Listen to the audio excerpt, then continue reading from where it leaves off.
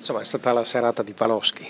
No, penso che sia stata la serata dello spirito Chievo, che tutti hanno dato qualcosa in più e hanno fatto sì che questa partita decisiva la portassimo a casa.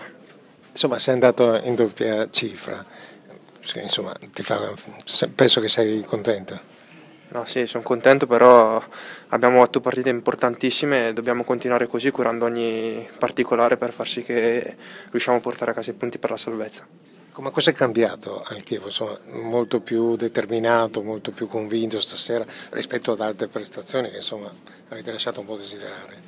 Non penso che nelle ultime partite l'unica che è andata male è stata il primo tempo con la Roma, poi non c'è da buttare via niente perché abbiamo giocato contro, penso, settimana scorsa la squadra che esprime il miglior calcio e noi sappiamo, abbiamo cercato di metterli in difficoltà, magari con le partite lì ti escono di meno le cose che vuoi fare e noi sappiamo che queste sono le nostre partite, non dobbiamo sbagliare queste.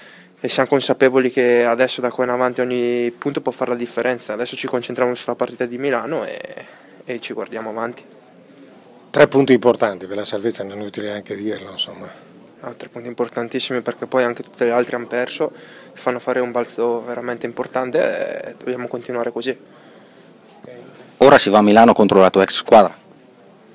Sì, come ho detto prima, dobbiamo cercare di curare ogni dettaglio e magari riuscire a sgranocchiare qualcosa anche là.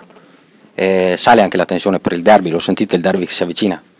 Guarda, adesso noi ragioniamo una partita alla volta perché ci sono 8 partite importantissime e dobbiamo stare concentrati l'una dopo l'altra e prepararle al meglio. Quanti punti pensi che possano servire per raggiungere l'obiettivo?